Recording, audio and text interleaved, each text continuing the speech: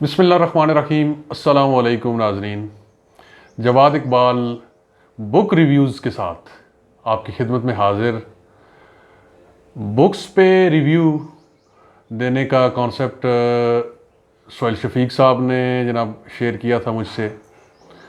ہم کافی لیٹ ہو رہے تھے دونوں بھائی، تو میں نے کہا میں اس کا آغاز کر دیتا ہوں۔ کچھ بکس کے ریویو میں دیا کروں گا اور کچھ جو ہے وہ ہم سہیل شفیق صاحب سے، ان کا مطالعہ ماشاءاللہ کافی وسیع ہے، ان سے بکس کے ریویو لیں گے۔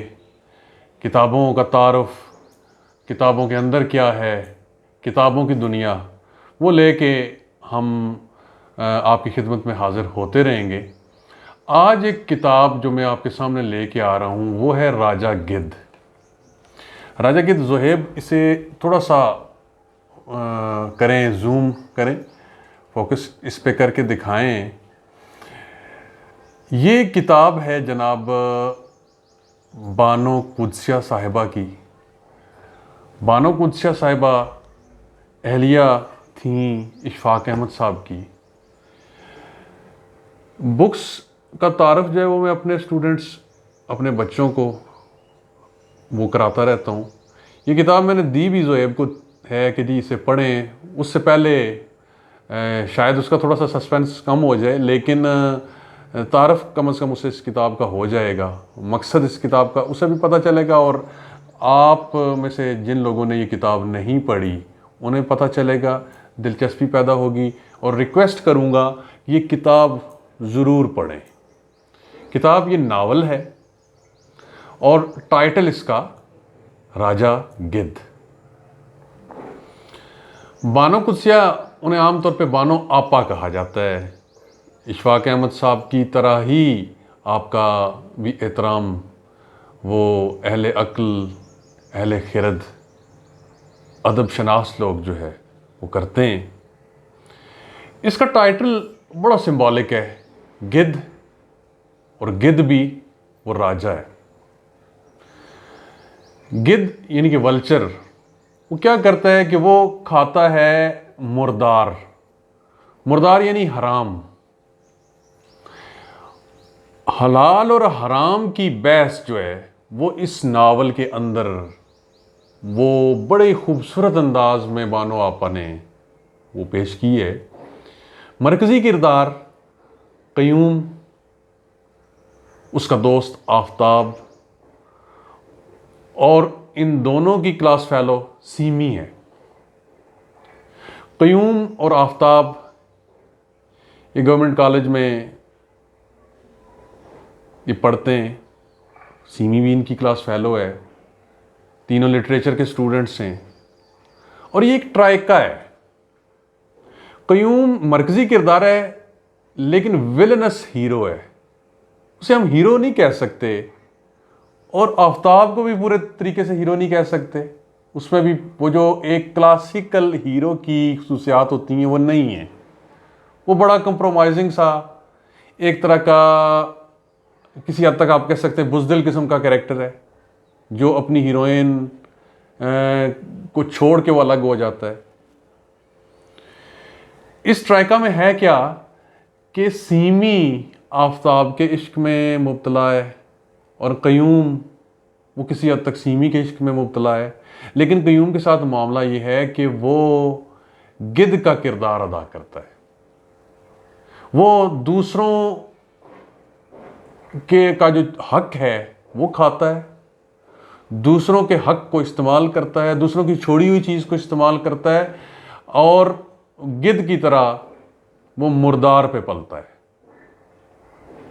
اب اس میں بانو آپا جو ہیں وہ پوٹھوہار کے اندر وہ بتاتی ہیں جی کہ پوٹھوہار جہاں پہ اب موجود ہے، یہاں ایک پرندوں کی کانفرنس منعقد ہوتی ہے، جس میں دنیا کے مختلف حصوں کے پرندے آتے ہیں، وہ آپس میں بات کرتے ہیں۔ بیسیکلی کیا ہے، وہ ایک طرح کی جس طرح فیبل ہوتی ہے، ایلیگری ہوتی ہے کہ جانور جو ہیں، پرندے جو ہیں وہ مختلف انسانی کرداروں کو، انسانی طبقات کو وہ ریپریزنٹ کرتے ہیں، ان کی نمائندگی کرتے ہیں، اور یہ گدھ جو ہے یہ تمام پرندوں سے الگ ہوتا ہے۔ اس کی خصوصیت یہ لکھی جاتی ہے کہ یہ چاندنی راتوں میں یہ پاگل ہو جاتا ہے، یہ کھاتا ہے، کھا کے دوبارہ کھانے کے لیے اگلتا ہے، کھایا بھی حرام، مردار جانوروں کا گوشت کھایا، پھر اگل کے یعنی الٹی کر دیتا ہے، قے کر دیتا ہے، دوبارہ سے کھانا شروع کر دیتا ہے۔ اب جو مرکزی کردار قیوم ہے، اس کے خاندان کے ساتھ یہ مسئلہ ہے۔ وہ اپنے ایک چچا کا ذکر کرتا ہے کہ چچا کا روب جو ہے وہ گھر کے اندر بہت زیادہ تھا، اور وہ کیوں روب تھا اس بارے میں جو ہے وہ کہتا ہے جی کہ کوئی راز تھا اس کے ابا کا، چچا نہیں، ماموں کے پاس، وہ بلیک میل کر سکتا تھا، کوئی ایسی چیز تھی کہ سارے اس کے آگے دبے ہوئے تھے، اس کی اپنی کوئی اولاد نہیں ہوتی۔ اور یہ بھی بتاتا ہے کئی جگہ پہ قیوم کہ ان کے خاندان کے پاس جو جائیداد تھی وہ بھی حرام طریقے سے آئی ہوئی تھی۔ وہ شاید انگریزوں کے ٹوڈی تھے، انگریزوں نے دوسروں کا حق وہ ان کے حوالے کر دیا تھا، اور یہ جو پاگل پن ہے یہ نسل در نسل ان کے اندر چلا آ رہا تھا۔ حرام، یہ بانو آپا یہ بتاتی ہیں، جو حرام ہے یہ انسان کو پاگل بنا دیتا ہے۔ ایک تو وہ انسان کی جو جینز ہیں انسان کے، اس میں وہ چینج لے کے آتا ہے، جینیٹک چینجز آتی ہیں، پاگل پن کریٹ ہوتا ہے، اور وہ خاندان، وہ قبیلے جن کے ہاں حرام در حرام چل رہا ہوتا ہے، ان کے اندر پاگل پن بھی جو ہے وہ منتقل ہوتا جاتا ہے۔ اب یہاں ہم دیکھتے ہیں کہ قیوم جو ہے اس کے اندر دو طرح کے پرابلم ہیں۔ ایک تو وہ رزق یا وہ جو جائیداد ہے جس پہ وہ پلا ہے وہ حرام تھی، پھر اس کے اندر دوسرا جو حرام آتا ہے وہ رشتوں کی حرمت جو ہے وہ پامال ہوتی ہے، یعنی مختلف عورتوں کے ساتھ اس کے تعلق ہوتے ہیں۔ اس میں سب سے پہلے تو یہ سیمی ہے، سیمی اب حق وہ ہے آفتاب کا، وہ آفتاب کے عشق میں مبتلا ہے، لیکن اس کے ساتھ illicit ریلیشنز قیوم کے قائم ہوتے ہیں، اور وہ ہمیشہ نام جو ہے وہ ایک طرح سے پاگل ہو جاتی ہے سیمی بھی۔ اس کے پاگل پن کے پیچھے بھی کوئی ایسی کہانی ہے، وہ بانو آپا کلیئر نہیں بتاتی کہ وہ پاگل پن بھی رزق حرام کی وجہ سے وہ پاگل ہو جاتی ہے، اور وہ نام ہمیشہ آفتاب کا لیتی ہے۔ قیوم کو تھوڑی سی تکلیف ہوتی ہے جی کہ میرے تعلقات تو اس کے ساتھ ہیں، لیکن نام ہمیشہ وہ آفتاب کا لیتی ہے۔ آفتاب اپنی اس ہیروئن سے، اپنی محبوبہ سے یا اپنی عاشقہ سے وہ الگ ہو کے مجبوراً، کیونکہ کاروباری ہوتا ہے، اس کے باپ کا کوئی کپڑے کا کاروبار ہوتا ہے، وہ بیان بھی اسے کرتا ہے، وہ کسی اپنی رشتہ دار کسی امیر عورت سے شادی اس کی ہوتی ہے، امیر لڑکی سے شادی اس کی ہوتی ہے، اور اس کے ہاں بھی ایک ذہنی طور پہ اپاہج بچہ پیدا ہوتا ہے۔ بعد میں جب قیوم اور آفتاب کی کالج سے فارغ ہونے کے بعد بہت بعد ملاقات ہوتی ہے تو وہ اس کا ذکر کرتا ہے کہ میرے ہاں ایک پاگل بچہ پیدا ہوا ہے، ذہنی طور پہ اپاہج بچہ پیدا ہوا ہے، اسپیشل بچہ ہے۔ دوسری طرف قیوم ایک حرام سے دوسرے حرام، دوسرے حرام سے تیسرے حرام، وہ حرام در حرام چیزوں میں داخل ہوتا جاتا ہے۔ سیمی کے علاوہ، سیمی کے تو عشق میں مبتلا ہوتا ہے، اور تقریباً ناول کے آخری حصے میں اس کے ساتھ اس کے جسمانی تعلقات بھی بنتے ہیں۔ اس سے پہلے مختلف عورتوں کے ساتھ اس کے تعلق ہوتے ہیں۔ یہ ریڈیو پاکستان میں پروڈیوسر کے طور پہ جو ہے وہ بھرتی ہو چکا ہوتا ہے، وہاں کئی عورتوں کے ساتھ اس کی ملاقات ہوتی ہے۔ امتل نام کی ایک عورت ہوتی ہے، اس کے ساتھ اس کے تعلق ہوتے ہیں۔ پھر یہ جہاں پہ رہ رہا ہوتا ہے، اس کی بھابھی ایک ہوتی ہیں، بھابھی کی کوئی آگے کزن ہوتی ہے یا بھابھی ہوتی ہے، آبدہ نام کی عورت، وہ کسی کی نکاح میں ہوتی ہے، کسی کی بیوی ہوتی ہے، اس کے ساتھ بھی قیوم کے illicit ریلیشنز، ناجائز تعلقات وہ قائم ہوتے ہیں۔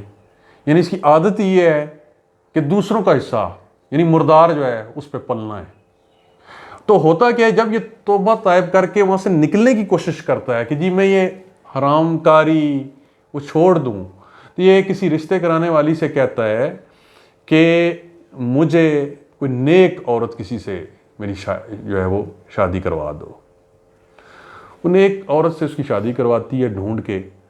تو وہ جو اس کی قیوم کی بیوی، اب دیکھیں بتایا دکھایا یہ جاتا ہے کہ ایسے لوگوں کو جب حلال بھی ملتا ہے تو وہ بھی حرام ہو جاتا ہے. وہ اپنی ویڈنگ نائٹ سہاگ رات کو وہ عورت یہ بتاتی ہے میں تو کسی اور کی بیوی ہوں، میں تو اس کے بچے کی بھی ماں بننے والی ہوں، گھر والوں نے زبردستی تمہارے ساتھ مجھے باندھ دیا ہے. اس وقت قیوم جو ہے وہ ایک ہیرو کے طور پہ سامنے آتا ہے. وہ ریٹیلیٹ نہیں کرتا ایک ٹریڈیشنل مرد یا جو روایتی ہسبینڈ خاوند کی طرح وہ ریئیکٹ نہیں کرتا. وہ راتوں رات وہ کہتا ہے میں تمہیں پروٹیکٹ کروں گا، تمہارے بھائی تمہارے گھر والے جو تم پہ سختی کر سکتے ہیں تمہیں مار سکتے ہیں میں ان سے تمہیں بچاؤں گا. اس کے ہسبینڈ کو بلاتا ہے راتوں رات جناب انہیں ٹکٹ کروا کے ملک سے باہر بھجوا دیتا ہے. بعد میں وہ رشتے کرانے والی اس سے پوچھتی ہے کہ جناب کیا ہوا تمہاری بیوی کا تمہارے رشتوں کا. اس نے کہا کہ جو نیک عورتیں ہوتی ہیں نیک پاک سچ بولنے والی وہ پھر سچ بول دیتی ہیں. تو اس نے مجھ سے ایسا سچ بول دیا تھا اس لیے میں نے اسے پروٹیکٹ کیا بچایا اور اسے آزاد کر کے میں چھوڑ آیا. اور آخر میں یہاں تک ہوتا ہے کہ سیمی مر جاتی ہے اور سیمی کے مرنے کے بعد بھی قیوم وہ مردہ کھاتا ہے، وہ مردار کھاتا ہے. ان شارٹ جو بہت بڑا فلسفہ بانو آپا نے اس کتاب میں اس ناول میں وہ بیان کرنے کی کوشش کیا بڑی کامیابی کے ساتھ، وہ یہی ہے کہ حرام وہ کبھی نفع نہیں دیتا، حرام کبھی آپ کو پھلنے پھولنے کا موقع نہیں دیتا. اصل چیز حلال ہی ہے. اب جو کوئی لوگ کہتے ہیں جی میرے ایک دوست نے مجھے پچھلے دنوں یہ کہا کہ جی اس ملک میں وہ لوگ ناکام ہیں جو حلال حرام میں پڑ گئے. بھائی ازل سے ابد تک کہانی حلال حرام کی بنیاد پہ ہی کھڑی ہے. دنیا میں دو ہی فرقے ہیں، دو ہی طبقے ہیں، دو ہی کلاسز ہیں، ایک حلال والی ایک حرام والی. ایک شجر ممنوعہ والی ہے اور دوسری سیدھے راستے پہ چلنے والی صراط مستقیم پہ چلنے والی ہے. یہ راستے یہ ساتھ ساتھ ہیں. اب یہ اختیار اللہ نے انسان کو دے رکھا ہے. دیکھیں کہا جاتا ہے نا کہ اللہ کی مرضی کے بغیر کوئی چیز کوئی پتہ تک نہیں ہلتا. نہیں، اللہ کی مرضی نہیں، اللہ کی اجازت. اللہ نے اجازت دے رکھی ہے، انہوں نے سسٹم بنا کے کائنات میں چھوڑ دیا ہے.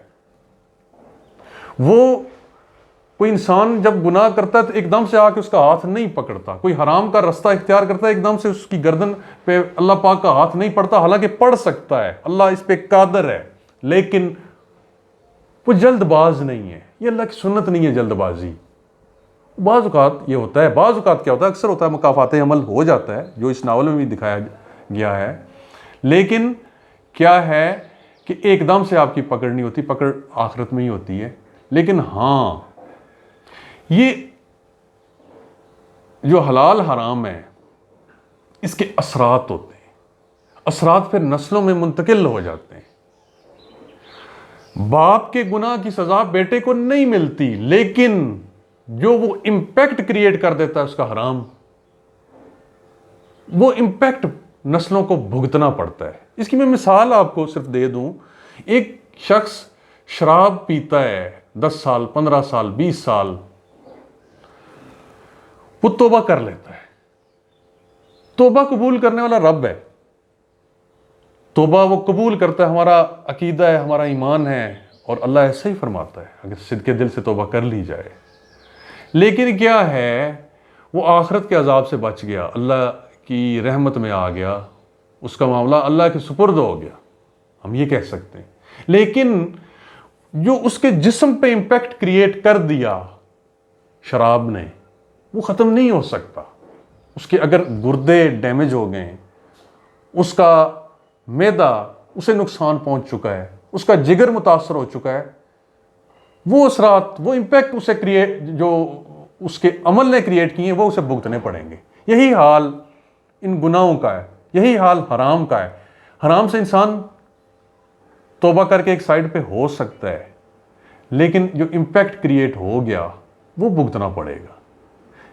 دیکھیں، نیچر جو ہے، فطرت جو ہے یا قدرت جو ہے، وہ اللہ کی سنت ہے، اللہ معاف کر دیتا ہے، لیکن فطرت یعنی جو اللہ کی سنت ہے یا جو اس نے قانون بنا کے کائنات میں رائج کر رکھا ہے، یا کائنات اس قانون کے تحت اس نے چھوڑ رکھی ہے، وہ معاف نہیں کرتا، وہ ریورس نہیں ہوتا۔ تو میں ریکویسٹ کروں گا آپ سب سے کہ یہ ناول بانو آپا کا یہ ضرور پڑھیں۔ میں نے تو آپ کو ایک طرح کا اس کی سمری آپ کو دے دی ہے، ایک جسٹ دے دیا ہے۔